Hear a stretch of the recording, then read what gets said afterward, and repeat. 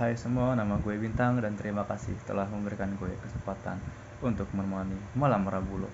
Mulai dari pembahasan singkat mengenai rancangan acak lengkap menggunakan Excel sampai menggunakan SPSS. Berikut adalah pembahasan singkat mengenai rancangan acak lengkap. Selengkapnya berikut ini. Oke, jadi sudah ada data hasil rancangan acak lengkap yang terdapat pada Excel.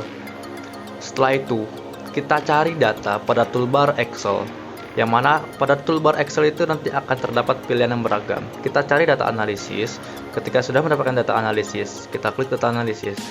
Maka setelah kita klik data analisis, yang akan keluar seperti ini.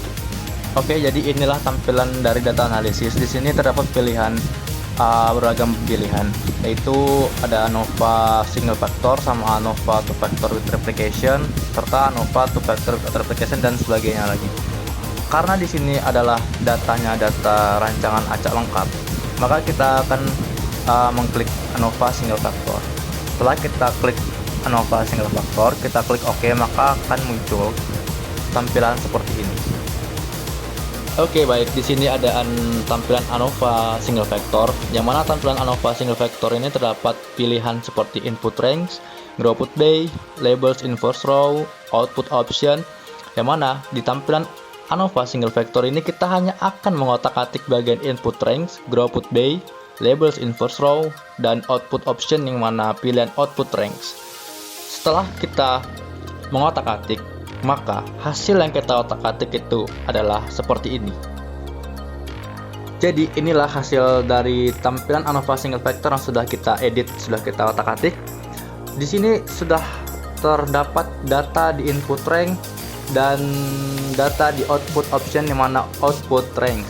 Di sini dari mana kita mendapatkan hasil itu? Kita dapat dari input range itu, kita blok semua data hasil analisis kita, hasil rancangan acak lengkap tersebut. Lalu di labels in first row nya kita kasih contreng, kita kasih checklist. Setelah itu di pada data output option pilihannya output range, kita blok bagian kolom dari luar data hasil rancangan acak lengkap. Kenapa? Karena jika kita blok di kolom rancangan acak lengkap data kita, maka tidak akan terdapat dan tidak akan terjadi. Maka dari itu kita harus mencarinya di kolom atau di bagian luar dari data hasil rancangan acak lengkap kita, yang akan keluar dari seperti ini. Jadi inilah tampilan dari hasil ANOVA single factor yang sudah kita coba tadi, dan di sini terdapat ada summary dan ANOVA. Di sini ada terdapat table ANOVA, yang mana di situ ada F hitung dan F table. Terdapat perbandingan F table dan F hitungan cukup jauh ya memang. Jadi begitulah hasilnya. Setelah dari data hasil di Excel ini, kita akan berpindah kepada data yang di SPSS tutorialnya. Baik, kita lanjut saja ke data di SPSS. Di sini sudah terdapat data hasil rancangan acak lengkap yang terdapat pada SPSS. Di sini ada perlakuan, ulangan, dan data hasil. Baik, pada kolom nama di situ dapat perlakuan, ulangan, dan data hasil. Pada kolom type, untuk khusus perlakuan, type-nya diganti string, dan untuk ulangan dan data hasil, type-nya tetap numerik. Untuk kolom label, label perlakuan diganti label perlakuan, kolom ulangan diganti label ulangan, dan kolom data hasil diganti label data hasil. Untuk value, kita masukkan untuk data seperti 1 sama dengan 1, 2 sama dengan 2, dan seterusnya. Untuk measure, pada kolom perlakuan, measure-nya kita bikin nominal. Pada ulangan dan data hasil, measure-nya kita bikin scale. Setelah dari variable view, kita akan berpindah kepada data view, yang mana data view ini adalah dua dari tahap terakhir program atau pengerjaan data SPSS hasil rancangan acak lengkap. Baiklah, mari kita. Oke, inilah hasil dari data view yang telah kita edit dari variable view tadi. Ini belum saya isikan data ke data yang dari Excel. Setelah ini saya akan mengisikan data-data yang dari Excel. Baiklah, mari kita lanjut saja.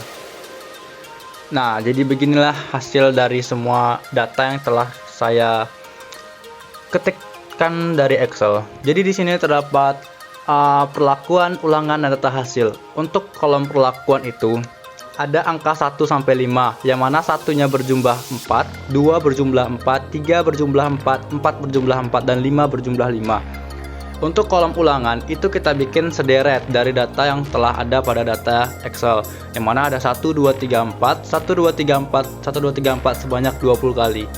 Dan data hasilnya itu adalah 1, 2, 3, 3 itu adalah data hasil yang dari Excel, yang mana di situ terdapat ulangan 1 perlakuan 1 hasilnya 1, ulangan 2 perlakuan 1 hasilnya 2, dan begitu seterusnya sampai terakhir. Setelah kita selesai mengetikkan itu sampai terakhir, maka kita akan mencari analyze. Setelah kita cari analyze, kita akan mencari general linear model yang tampilannya akan seperti ini yang saya tunjukkan. Inilah pilihan dari toolbars analyze, yang mana terdapat berbagai macam banyak pilihan, yang tapi kita hanya akan memilih general linear model. Setelah kita pilih general linear model, kita akan memilih univariate, yang mana tampilannya itu akan seperti ini, saya tunjukkan. Jadi beginilah tampilan dari pilihan general linear model dan univariate, yang mana pada data hasil kita pindahkan kepada dependent variable, dan pada perlakuan dan ulangan kita pindahkan kepada fixed factor. Yang mana setelah ini kita hanya akan langsung mengklik OK saja. Setelah kita mengklik OK, maka keluarlah hasil data hasil rancangan atau lengkap SPSS-nya. Baiklah, saya akan memunculkan data hasil yang terakhir ya. Oke, baiklah, jadi inilah hasil dari rancangan acak lengkap yang telah kita kerjakan bersama-sama di SPSS. Semoga bisa membantu untuk kalian semua yang ingin mengerjakannya, dan semoga bermanfaat. Gue Prasetyo Bintang Tahir dengan NIM 1906113194 dengan prodi Teknologi Hasil Pertanian. Sekian dan terima kasih.